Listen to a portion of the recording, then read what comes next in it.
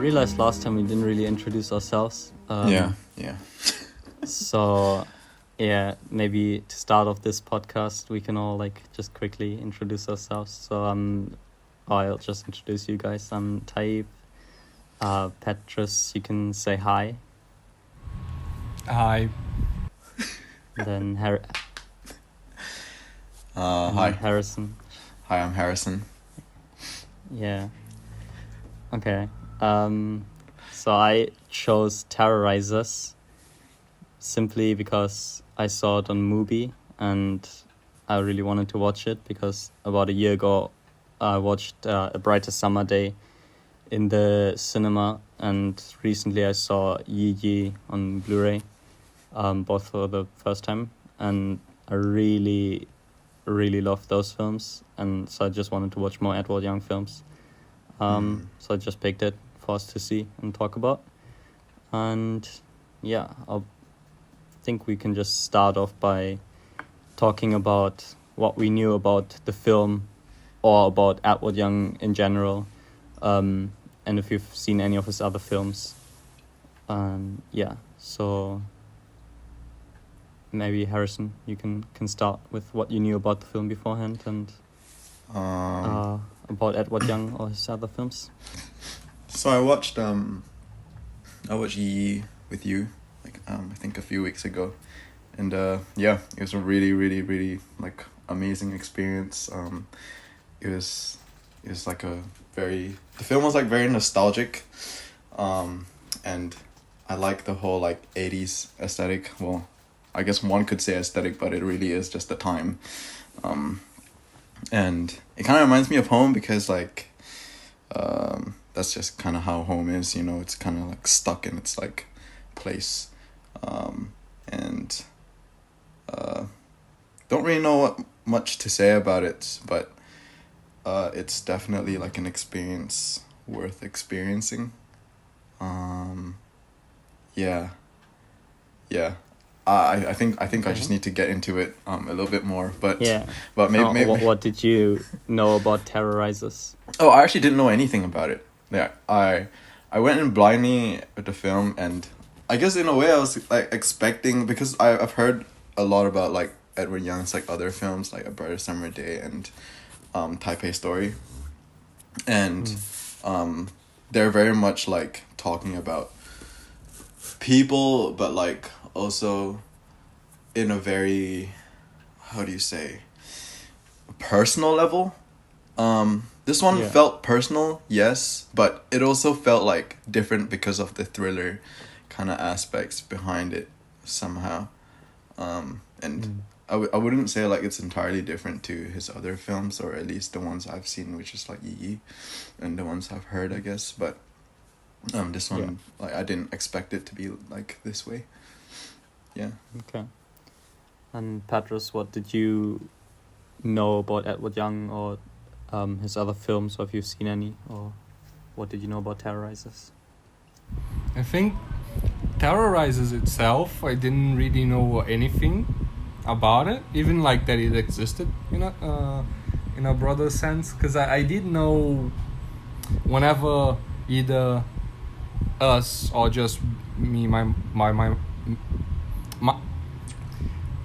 or either I by myself would just go through the Criterion catalog, to buy a Blu-ray or something. I would see Yi Yi, and the poster for it always kind of drew me in, but I never watched it. But then after you mentioned that it was by the same guy, I was kind of interested, especially because I never heard of it in any sense. And whenever I would look the poster up or something, it would be the image of the pictures of the girl, but all of them divided. And to me that kind of struck me as okay, what the fuck am I gonna watch? By accident, I think I've read one or two Letterboxd reviews. Those reviews are 2 sentences long, and they kind of said something about how everyone was really awful in the film, meaning the people being portrayed were awful people. then I don't know why I expected something like really violent and kind of bloody or something, but then like I guess fuck those reviews, because the people portrayed are kind of uniquely bad in their own ways, but like the film was very quiet, like a vibe, like how Harrison said. I think there's something about the aesthetic of, I wouldn't think that the film is from necessarily a time other than people's fashion. Like I could see that it was set in the 80s because like how everyone looked, but like really if you took that out, like the way it was filmed, it does really look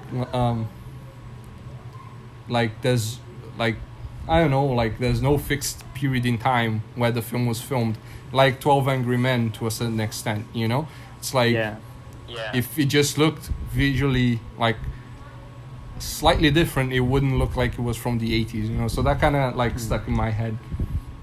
Yeah. Right. For me, like I said before, I watched A Brighter Summer Day and Yi Yi, and I think what you said about the posters as well, like I also really love like all of the posters, and as far as I know, they're all photographs that Edward Young took himself, and they're always, at least let's say for Terrorizers, and in Yi Yi not directly, but in Yi Yi it has to do with other photographs that are in the film. And then obviously in Terrorizers, we have the character of the young rich photographer who does these like printouts of like all of his photos and like has them in these like tiles that become like this huge portrait. And yeah, I feel like they're always so like perfect and just perfectly capture like the films. And yeah, I didn't know anything about Terrorizers either, and I only knew about it after I watched A Brighter Summer Day. I looked into his filmography. I've heard of Yi Yi, A Brighter Summer Day, and Type of Story, but not really about any of his other films. And I read a little bit that some of the other ones are kind of like crime thrillers, and almost quite suspenseful, which I wouldn't expect after seeing A Brighter Summer Day and Yi Yi. And even now with Terrorizers, like there's a lot of like, there's more suspense in Terrorizers. The other ones I feel are more so like very quiet, slow dramas, especially Yi Yi. But I just love the way he like directs and like frames everything, and it's just like so powerful. A lot of times like, even like you think the camera's really still, but he just does like very subtle moves. It's really good. And yeah, maybe like first talking point, like for me, what I've noticed like throughout all of his films, he always constructs like a world through like individuals, by showing like making all of them like really well rounded and giving us like a really good insight into that person, and then you just understand how all of these people and their society and their world like works just by how like they all affect each other. And I think in each of the films, like at least that I've seen, like it's always like a bit of a different conclusion that you can draw from it. And in Terrorizers, I guess it's like how people like terrorize each other through their actions and their like what they don't do. And yeah, and then I think if you look at the cover of it, like the poster, and which is like the tiles of the portrait, it's almost like all the little parts of it make up the whole like picture. I mean, yeah, it's pretty good. So yeah, what did you guys have like any like impressions or like from the film, like Harrison maybe? I think from like a filmmaking sense, like after seeing like Yi, like Edward Young, when he frames like everything, like it's almost like we're like watching them from like a distance, like not too close, and I kind of realized like even from like Yi, like we never actually see like a close up, it's always like at least like a mid shot, and I think even here it's like less less mid shots, and that kind of just like that made me feel like, wow, you know, we're kind of in that room with them, we're like seeing them, and like we know what's going on, but at the same time it's like we're experiencing it with them. And like I think that's like my favorite like thing that Edward Young does. I don't know if his other films are like that. Is Brighter Summer Day like that as well? I think so. I think so. Even though like A Bright Summer Day is a bit, like even though it has a lot of kind of year where the way it's like kind of shot and like how everything's presented, and then as I talked before, like the way like the story's kind of like constructed. Yeah. I do think it kind of almost combines Terrorizers with like the more like suspenseful and like kind of like some like crime aspects of it, but at the same time it has like this very quiet and nostalgic part of Yi. But then also it has like because it's set in like 1960s Taiwan, and has like some of like youthful energy and like rock and roll in it. It's just really cool. So yeah, and like it's also kind of hilarious, and yeah, I think A Brighter Summer Day is still my favorite of his. But yeah, I do can see like a very like consistent like through line like through all of his films. I'm pretty sure like I've only seen like 3 of his films. Yeah. But even after just seeing A Brighter Summer Day for the first time, I knew like this is like one of my favorite filmmakers. So Yeah, I mean, like, yeah. I think a lot of like modern filmmakers need to learn that, like, blocking is fucking important. You know, like, Yeah. the way like the way he blocks everything, and like, you know, even when he just pans to the camera just to like he pans to the camera to like another angle just to have a look at like what's going on, and like we just hear things in the background without even looking at like characters of what they're doing. Like that's like a really powerful move.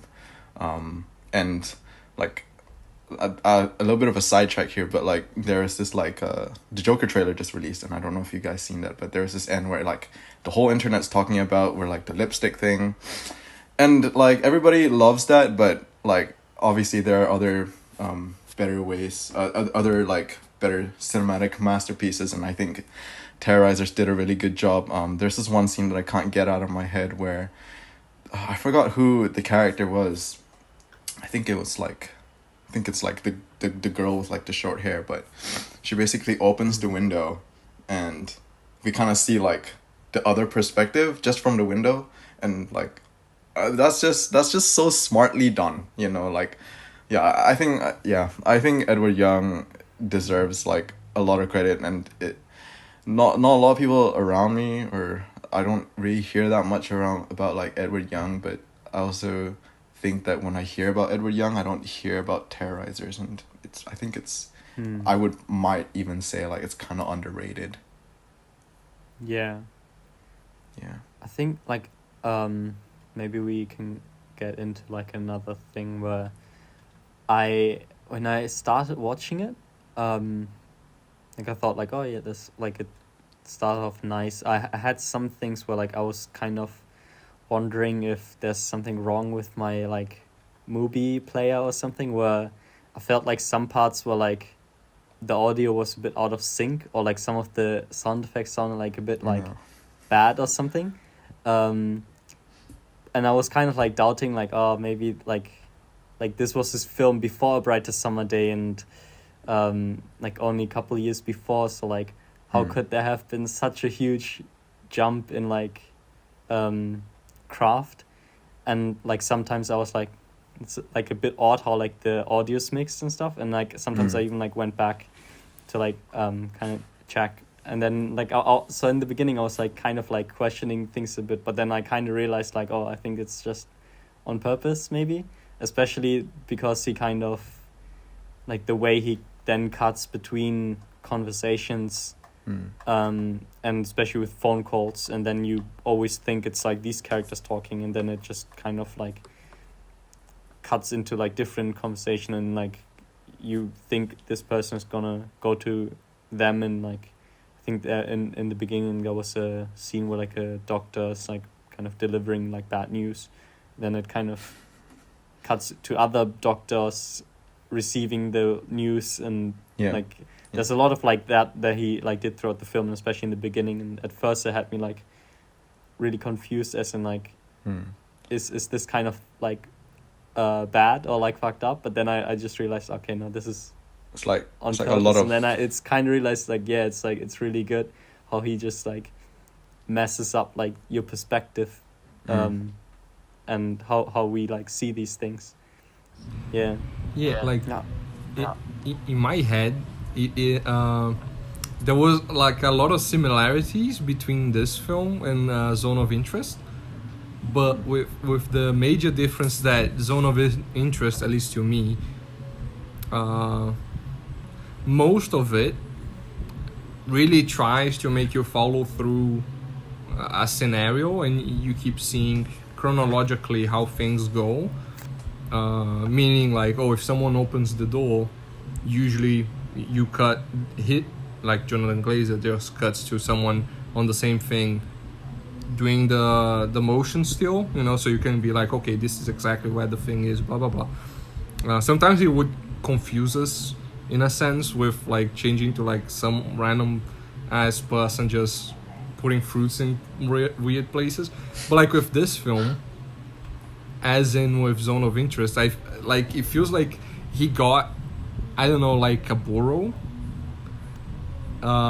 where the film takes place, and he just started filming things happening there. Like it does really feel like the film could take place anywhere within the city, but like it just so happens that it's about these three people, and then like just the amount of insert shots or like silence or non-related things that he films. Like I think towards the end there's a scene where someone's walking away from something and they start walking like out of frame in a specific shot, and then it cuts to like a doorway, like a door frame, and then for like 3 seconds or like more there's no one there, and he just keeps the camera there until like the guy finally comes over and leaves. It's like he really does keeps giving you enough time to think and look at the surroundings of like everything, especially with the idea that he doesn't have like close-ups really. Like I would assume that he has more insert shots, meaning like close-up insert shots, more than like proper close-ups of people. It's like the materials and the fabric of the things that people use is just as important to like everything that's happening. Much like the thing you said about like how every single picture forms the larger frame.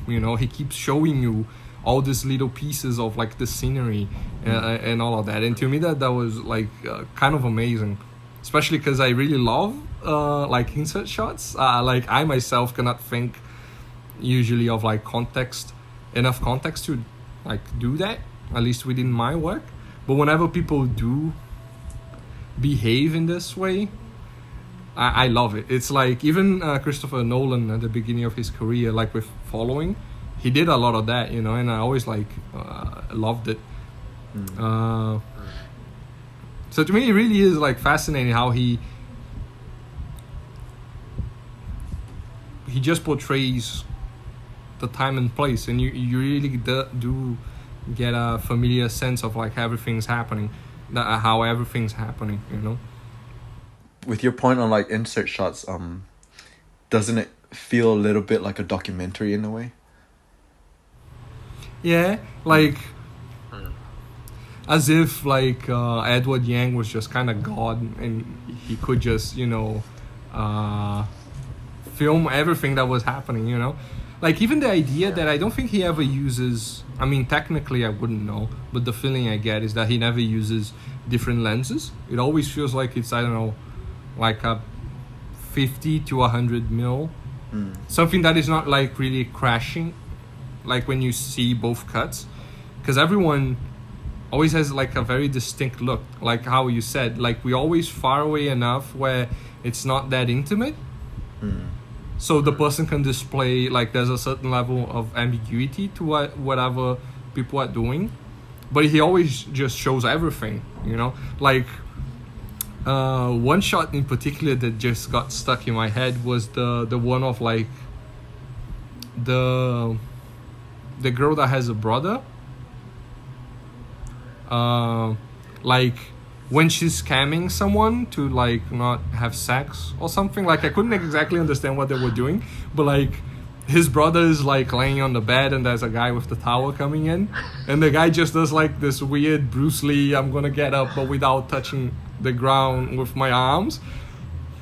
And I just kept thinking like I think Edward Yang might be one of the few people that would record that specific action in that specific way, because he just doesn't cut. It's like the guy tries to do a power play and it's kind of effective because that shit's really hard to do, but it also looks kind of stupid because it's like it's being so extra, you know.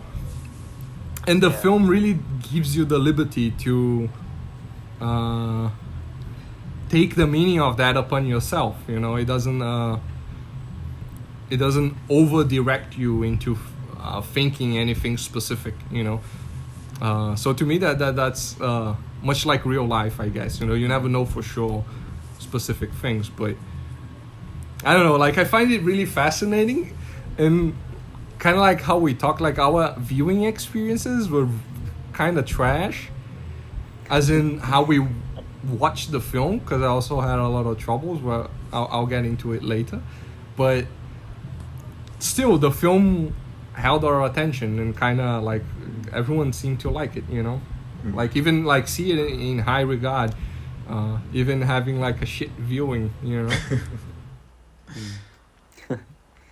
Yeah, I think like I did like struggle a little bit in the beginning with like the audio, and like I think even like later on like I like picked up on like kind of like things that sounded like ADR, or like especially with like the sound design, like things that were like kind of weird. But then yeah, like I did just kind of like let it go, and I just tried to like follow.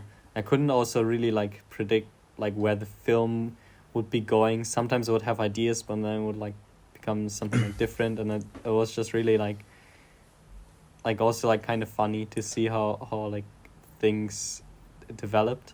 I don't know if this might ruin like the film experience, but so I noticed, so the thing that I kind of noticed with like Edward Young, I guess because it's also Taiwan culture, but they switch between dialects of like Hokkien and Mandarin, and there are certain scenes where you can tell from like the person's mouth that they're speaking Mandarin, but it's dialogued over Hokkien.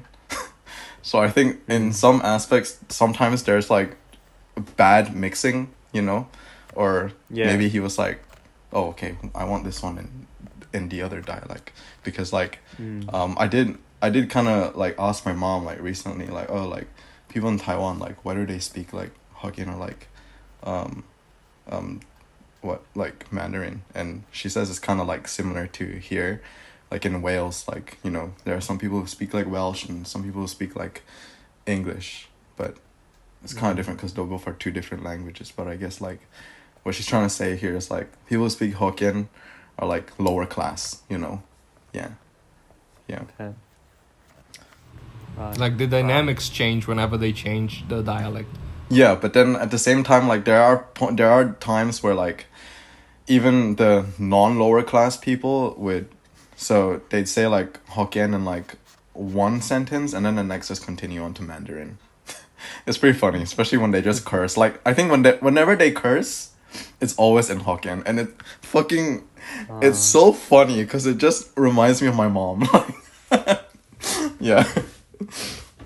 Yeah, that's one of the things that I never like. I always liked whenever we would watch random ass films, is that the idea that each of us can really, of like specific parts of the world, we kind of complement each other. Like Taib would understand more of the European culture related things. I could get like some of South America, and then Harrison will get like the Asian parts, Like, because there's so many specific cultural or ethnical dynamics of things that to me are just fascinating because I cannot even think about them. Like, just by whenever we would watch like either Chinese films or films from Hong Kong, it would always point that out of like how people switch dialects or accents or like whatever or languages, and that would just go right through my head. You know, it's like even the idea that the police officer's bathroom had like this huge fucking bath. Like, to me, it's just so interesting. It's like he dedicated an entire room to just, I'm gonna dip in water, you know? It's like, I don't know, like I kept thinking about how much of the film I couldn't understand because of those types of dynamics, you know? Like, to me, like the writer girl, or woman, I guess, you know, like from frame one where she was presented, I could tell that she would either get a divorce or like a separation from the person she was with just by her looks. And now that I think about it, a lot of the characters, it kind of course not all characters, but like most of the characters, they kind of end up in the same place they began, but just with like different contexts. Like I would know that she'll get separated just by looking at her in that sense, but then other people I couldn't really tell if they were serving like some specific archetype or something, you know? I don't even know what I'm saying now, you know, but like I just found it interesting, like that the film has so much cultural texture, you know, to just kind of admire. Like, even to the extent that I think that I would like this film more after watching more films by Edward Yang, because in my head, in some form, you would add more context to how this film behaves. Almost as if I know I couldn't understand the entire film now because I need something more to just prop me up to understand it later, you know? Or like even watching the first part 11 fucking times, the first 10 minutes, there were things that I kept like, sometimes I wouldn't pay attention because it was like 11 times, but like sometimes I would, and I would start to see different things from what he was presenting at the beginning, you know? So to me, it's really palpable that the film has this many layers to undo, you know, when you watch it like time and time again. I think one of the things that I thought about was not just how he presents how like people like individuals like affect each other, and but also how everyone just has like their own perspective and like their own truth, and how they try to push that onto other people. How like we have the young photographer who reads who perchance meets the writer woman because of the like prank call, and then later on he finds her in the newspaper, reads the book, and realizes like a connection between like what happened, and then goes to the ex-husband, like the doctor, and tells him about like why she thought that like he was cheating on her, but in the end like the writer woman, like she also like says like, oh, it's just like fiction, it's not like exactly how I thought about it. So like we all have like these people who I guess kind of have their own perspective, make up their own stories, think that their truth is the truth, and they have to like reveal it and give it to other people, and you see how like each person's truth, and then also like other stories and works of fiction, how that like affects other people and like pushes them to like do things. And obviously like we all love watching films, and like we get like new perspectives from it, and you know, like we then think about things differently. So I think that there's like a kind of like a nice connection like in there too. So You brought up the point with the writer, the photographer knowing about the prank call to the writer from the girl. That scene kind of made me like weird, like, because they only started talking after that. But how did he know? You know, they never really. I couldn't really puzzle that out. Like, did I miss something, or? I think it was the context of the novella and the girl's face or something. I think he kind of knew who he was calling to a certain extent.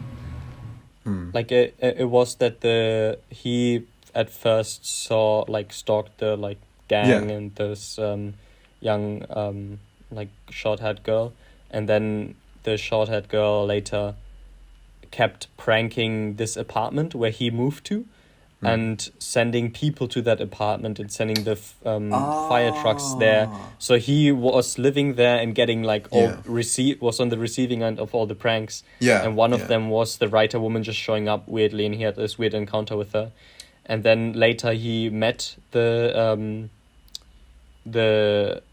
short-haired girl who actually came to him, and then he found out that she was behind all these pranks. Yeah, I mean, like... And then he saw the writer in the newspaper. I think he read the book and saw that like someone like that called her, and then he realized that the person who called her, because he met both of them, like that this was just like another prank call. Yeah, see, like, I think that's what's like so great about these films, because like they never specifically tell you this, you know.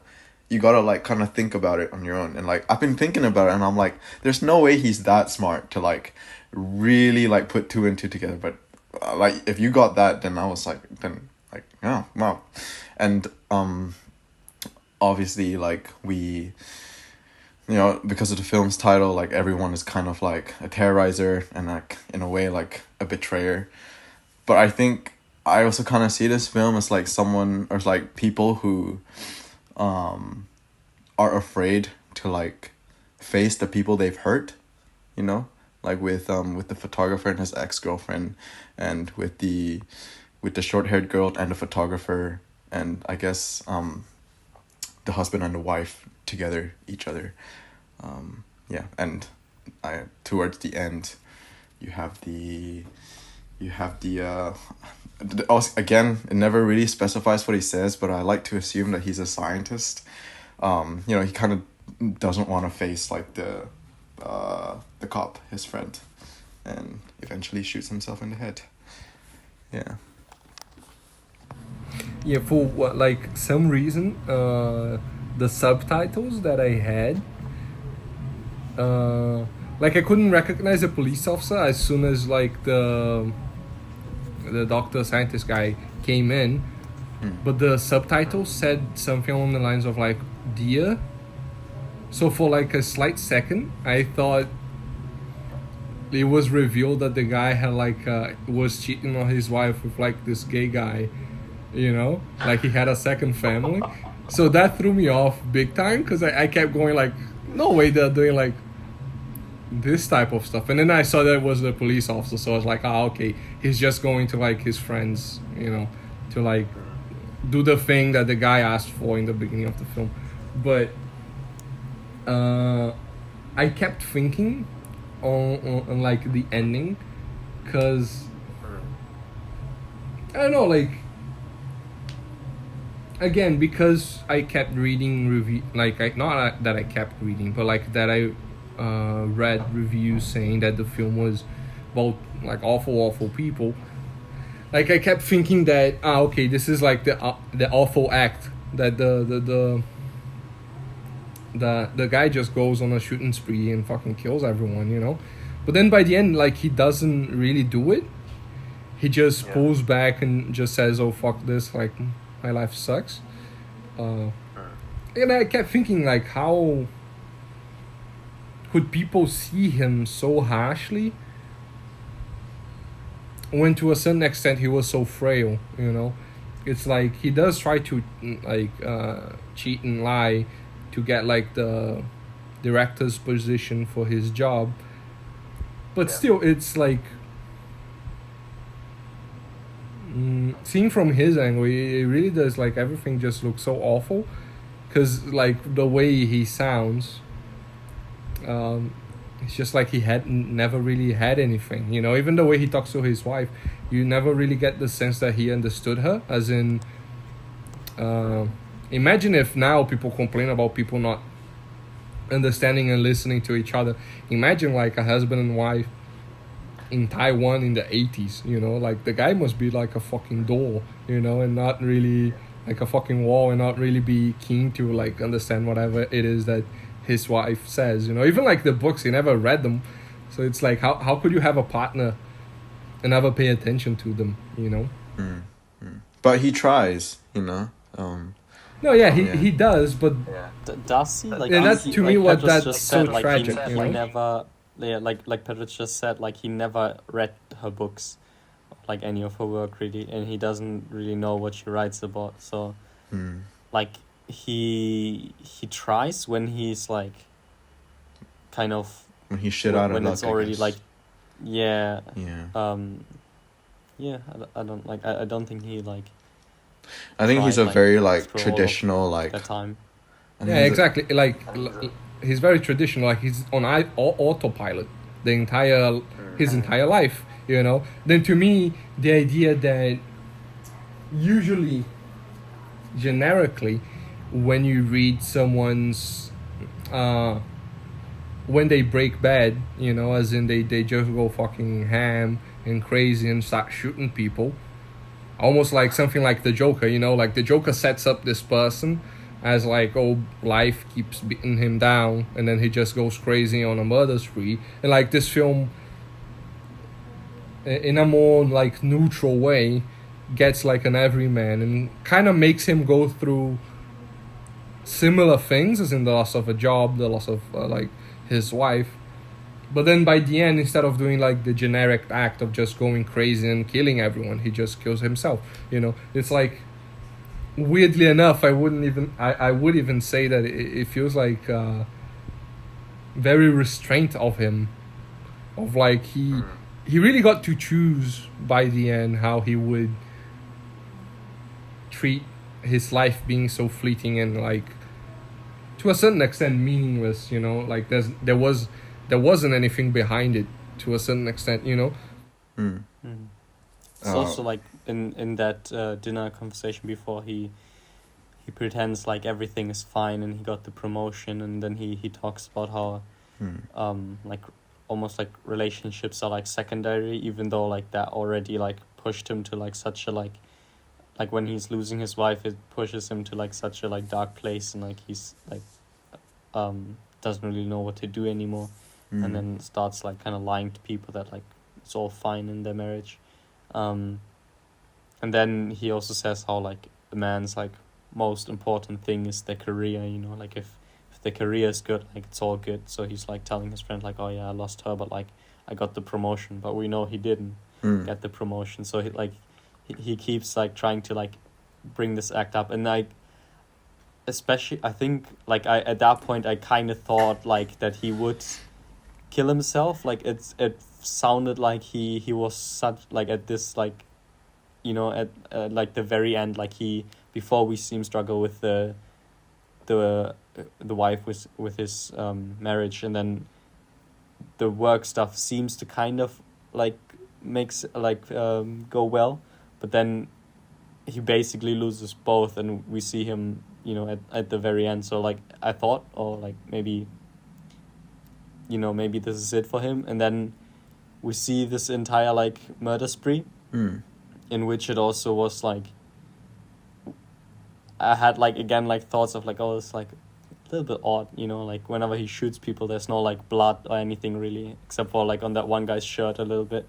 But we see like almost like a straight headshot on the husband, the wife's new husband, and you know, there's no blood or anything. He just like kind of drops, like it looks kind of bad, and then we get the cut, and there's like the actual ending of, you know, what actually happens to him, and there it actually looked, yeah, and there it actually, like, it looks very, like, graphic, you know, and very, like, real, like, with all the, like, the blood splatter, like, on the wall, and like how his head is there, like, bleeding into the bath, I think, even. Yeah, I've been thinking about how, like, that last scene was cut because, like, I think in my review I said something about, like, cowardliness and how it's cut within his perspective, and with, like, the friend later finding out. It feels like very, how do you say, like, smartly ambiguous, but it also shows us everything, you know? It tells us, like, tells us what he thinks, but it also tells us, like, what he doesn't want, but it also tells us, like, what really happens. Like, 3 things in just a few cuts, you know? Yeah, like it had a very similar feel, at least to me, to like Ley Lines to a certain extent. I don't know if it's the right, like in like both films stylistically, they're like very different. To a certain extent, the subject matter as well, but like there's something so similar to this, the way time goes and flows within the material, you know. Even the idea that I think he, like, if you really look into it, it would be obvious that he would just kill himself instead of going on a murder spree, because like you were saying, he was reflecting on like jobs and the way his life went, and like how he didn't really care for like people in relationships, and he just instead chose his career. And that when he says that, like when he's lying about, oh, I got the promotion, he says, oh, all my hard work paid off, now I'm gonna work even harder. And you can clearly tell he's kind of like holding back tears to a certain extent, like his eyes are kind of watery, because to me, like, he realized that even if he had gotten the promotion, nothing would have changed, and he would be still in like the same shit situation, you know. So I don't know, like, to me, every single relationship within the film it's so fucking sad, you know, like if you really think about it. And it's so clashing with like all the other reviews and stuff that I've read, you know. People like to talk about like that one. People like to talk about like how Silence of the Lambs like cut between like meeting Hannibal and like busting into Hannibal's house, but I think this one is a lot more smartly done, although they're quite similar or different, you know. It's more tasteful, you know, because like in Silence of the Lambs, to me, it's really, they try to fake suspense and like excitement. Like it's almost as if you can tell that the film is trying really hard to do something that ultimately won't really pull off. Like I wasn't even, like I first watched Silence of the Lambs, I think I was like 14 or something. I didn't quite understand a lot of the psychological implications that the film had, because I was like a fucking stupid child. But to me, even when that scene played out, I could tell that it wasn't the same house, because it was trying too hard, you know. And then with something like this, for 1 second I kept thinking, okay, either he did kill himself or he killed the girl, but then it's shown that it's just something different. Or like even in his fantasy, ultimately he would just end up killing himself, you know, either like shoot her and shoot himself, because he had like 2 bullets left, or like 3 max, you know. So either way he would end up in the same way. So when he does wake up in real life and think, okay, this is what I would do, he just kills himself instantly, you know. And they cut to that. It's like, it's so good, you know. You can see like the final moments of his life within the fantasy of the murder spree, you know. Yeah, it really says about like what he's thinking, because like, you know that saying when like, oh, before you die, like your life flashes before your eyes, but nah, for this man it's like his fantasy flashes before his eyes, you know. I think Pettrus talked about how he was like on autopilot like all his life, so his fantasy is almost like him trying or thinking about how he could leave like an impact or like do something to like express himself and like leave something behind, but then he obviously can't do that. Yeah. And then he also like back to I wanted to go back to what Pettrus talked about earlier with like the reviews that call all these like people like they're so terrible, and like this film shows like all these like awful people. Like a lot of times when I watch like or like some other films I've seen, like say like Good Time from the Safdie brothers, like those are like films where like I really like throughout the watch I kind of really like hate these people and like feel like really like awful about them. And then but like in this film I didn't like really have that at all. So yeah, like only when Petros like talked about those reviews I kind of realized like yeah, you could kind of see that they are kind of terrible and like they do like kind of terrible stuff to like each other, but I never really saw them as quite that. And like I did also like have like some like sympathy, especially for like the main guy and like how kind of how sad their life was. So yeah, I only really realized that now as you like talked about that. Just I kind of see that, but like I think for the short-haired girl, I kind of lost sympathy once like she fucking killed the guy. Like yeah, she fucking murdered the guy. I didn't. Yeah, let's say for her I didn't have like that much sympathy, but I also like never saw her as like that awful. Like it also seemed like she kind of she's not really in like a great place, even though like it doesn't like seem it doesn't like even like she has like her mother like kind of tries to take care of her, so it's almost like just like like a rebelling teen who's like doing stupid shit. Weirdly enough weirdly enough I didn't quite have like a strong reaction towards them being like awful. So yeah, it's got maybe like it's also speaks to the like filmmaking of Edward Young, how he like still just manages to like present the characters like in that way and just show it like in a quite like real way and still make you kind of like feel for them. So yeah,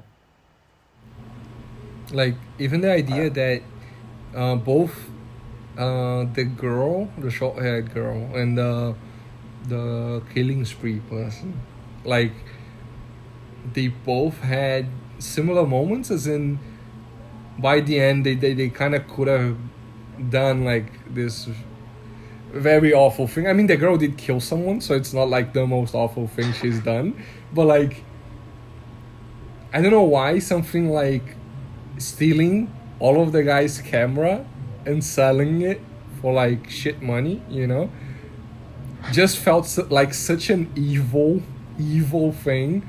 Almost like she herself to a certain extent was on autopilot of like, oh, I'm gonna just do this scammers thing, like I'm scamming everyone. So even this person who just lent a hand to me and like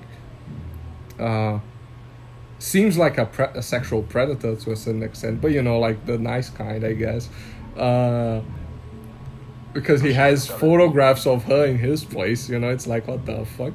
But still, like she still goes with the idea that okay, I'm not that much of a bitch, I'm gonna like I'm not such a cunt, I'm gonna hold myself. Actually, like now I remember that in that moment I did actually like really like hate her when she was like trying to sell all this like camera gear and stuff, because like to me like it just felt like such an offense where like she's almost like taking away all of his like his like ability to do like art or like his to express himself, like this is like his photography. It's like how he, this is like kind of like everything for him. Like he kind of just goes away from his family and stuff. Like, obviously he doesn't want to go to the military, but like he talks about how he wants to become like a big photographer, and like she just takes all like that away just to like make some like money. So like even then the scene where she's like selling the stuff back to the guy where he always buys his stuff, I was like, oh, I hope he kind of recognizes all this gear and just like doesn't like just takes it from her and like gives it back to him or something.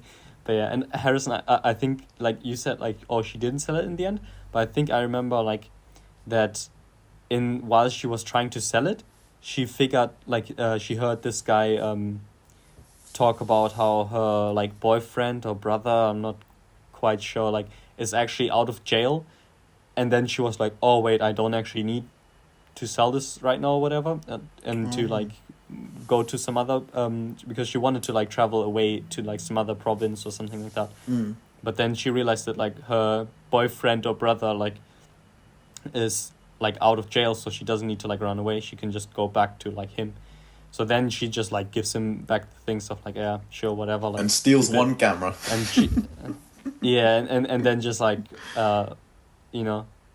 goes back to that guy and goes back to like doing their like scamming routine. So I don't think it was necessarily just out of like goodwill, but she could have still like sold it, I guess. But it wasn't like the change of heart wasn't like because she felt bad necessarily. It more so was just like another option of what she would rather do opened up. But I just want to keep this one like what I want to say, because I mentioned it in the last one, but like the music fits the aesthetic so nicely, Ooh, that one scene, with the silhouette and everything, I think that is beautiful, Funnily enough, I can't remember like a single it's Smoke Gets in Your Eyes. I've been listening to it a lot. When the short hair girl's mom. Yeah. Maybe, yeah. Mom. I was about to say the same, that like I can't remember any like music from it really. Only like diegetic music that someone played, Yeah. Yeah. Were there any songs in it in the film, or was it just like they played the whole song as well? Like it was a whole 2 minute and like 30-second, like it was the whole song basically. And do they have a soundtrack? No, it's an English song. I mean, like, no, I think he's asking if the film actually has a soundtrack, like as in like music, like instrumental music. Oh no, I don't think so. Yeah. I don't remember. I feel like it does. I feel like it does have like. I kind of remember, like I remember like some kind of like kind of mellow, like calm music like throughout, but I can't remember like what it sounds like. Yeah, of course, because they don't have Sakamoto in it. Kidding. No, but I mean, the only thing I can remember that is close to a soundtrack is fucking dog barking and firing. It's like, because that's a lot in the film, which to me is very appealing. Like, especially because when I was watching it, because I had to watch it 11 times, there were like I heard the dogs a fucking lot. So Romeo, like my pug, whenever the dogs would bark, he would just start barking like a crazy person as well, So I can attest that the sound of the film is really good. It even tricked like a real life dog, Yeah. I think. Do you guys have any final thoughts you wanna leave with? Not much. I mean, after a short review, I don't really have much to say. I think this film is worth experiencing, just like any other Edward Young film. Yeah. One thing that, I mean, it's not really a conclusion, I guess, the things I'm saying, but the film has such like a pleasure for observing people. It really is an observational film that when the character, like the photographer, is walking down like some kind of street and there's a dog barking at him, like most films would just either not have the dog or just have the guy just walk around, or like whatever the fuck. But like in this film, the guy, I think he barks back or something. He like wanted to hit it with like a like with his like camera. Like It really is like a great exercise in showing who this person is. Because I mean, he wouldn't hit the dog, really, but it's just like funny banter that I don't know, like I have with Romeo sometimes. Like I would do something that I know no one's watching, but I just do it because I would find it funny, and like the character also did, but they understood that a person behaves in that way. Like the short-haired girl that has like she doesn't seem to enjoy life in the slightest. As in she never.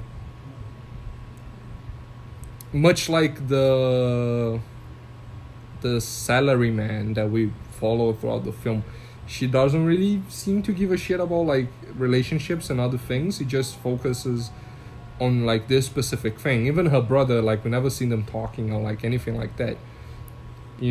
Like she uses people as like objects. Like even when she walks like by the dogs, like they do the same thing. It's like even like a mirror shot because it's like the same composition. And like she just doesn't give a shit. She keeps walking. Like she doesn't take in the surroundings or wants to enjoy life. And I think that might be why she ended up not wanting to sell it, because she would be going on autopilot again. And she kind of saw that, oh, I'm just going to destroy this person's both livelihood, but just how they observe reality and take in things, Almost like, to a certain extent, he did win her over, even though she just continued on her life path. I would like to think that her outlook somewhat changed, Yeah. Yeah. And I love how he manages to like do, like Edward Young manages to do like all of that without like a lot of dialogue, and like characters never really act like a lot. It's very like internal, and even just like you said, the scenes with the dog, it's even when the characters don't do much, it's like the world around them does a lot, and then you just see like their reactions, even if they're like really minimal, like just like showing us so clearly like who these people are. And also like randomly had like remembered like how in the beginning there were like, when the photographer like is walking around, like I just like the way it seemed kind of like idyllic, even though there's like this crime scene going on. It was kind of like really odd but really nice. And it was kind of funny how he kind of intercut the sound of like the police like cocking their guns and like gunshots with the photographer like stalking and like shooting people, almost if he's like the terrorist, like shooting but actually photographing like random people.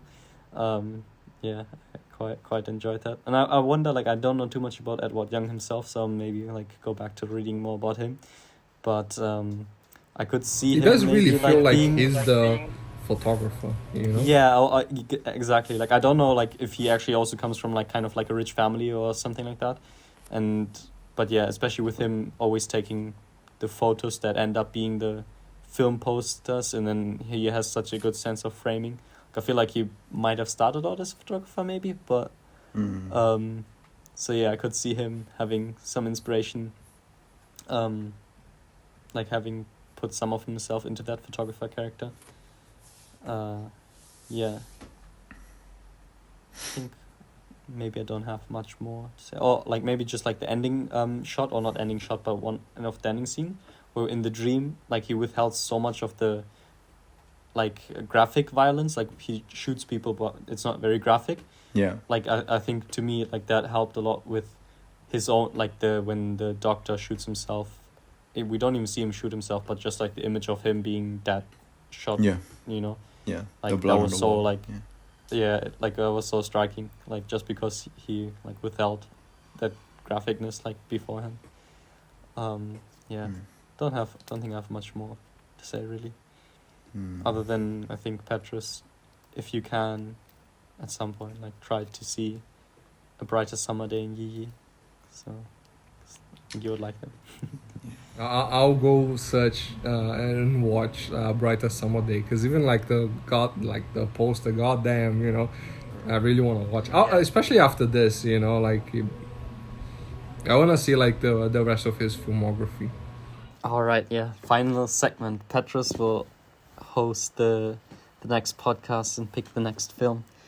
So Yeah, I did have the film on my head. I knew which one I was gonna choose, but I forgot to like have it in my head all the way to now. You know, let me like try to remember. Was it Talented Mr. Ripley? Yes, yeah, Talented Mr. Ripley. I think that's like a masterclass of tension, psychology, the way, you know, like people interact and behave, and like one of my favorite aspects of filmmaking that I don't know if I knew that I liked this so much up until like recently. I love psychosexual relations in cinema. Like, whenever films portray both sex, the psychology behind sex, and people kind of discovering themselves within that, meaning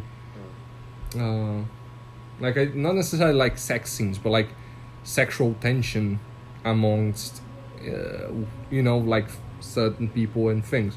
And like much like Talented Mr. Ripley, like I love it. Like this film even like has some of that if it wasn't sexual, you know. You mean Terrorizers? Yeah, Terrorizers kind of like has something similar, but more on reality, not like sex, you know.